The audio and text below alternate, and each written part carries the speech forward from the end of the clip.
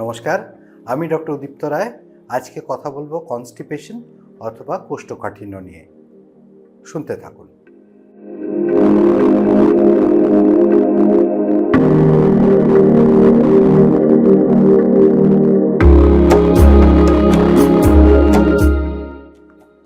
কোষ্ঠকাঠিন্য কেন হয়? এই প্রশ্নটা ঘরে ঘরের প্রশ্ন। প্রথম কথা বলি খাদ্যাভ্যাস। কম জল খাওয়া এবং ফাইবার পরিমাণে কম খাওয়া, অর্থাৎ শাক সবজি ফলের পরিমাণ কম হওয়া। বেশিরভাগ সময় জাঙ্ক ফুড বা চটজলদি খাবারের প্রতি আকর্ষণও কোষ্ঠকাঠিন্য বাড়িয়ে যায়। কাজকর্ম বা এক্সারসাইজ সেটা যদি ঠিকমতো না হয় তাহলে কোষ্ঠকাঠিন্য হবে, এবং ওষুধপত্রের কিছু ওষুধের সাইড এফেক্টস অথবা পার্শ্ব প্রতিক্রিয়া সেটার জন্য কোষ্ঠকাঠিন্য হয়। আবার কিছু রোগ থেকেও কোষ্ঠকাঠিন্য হতে পারে।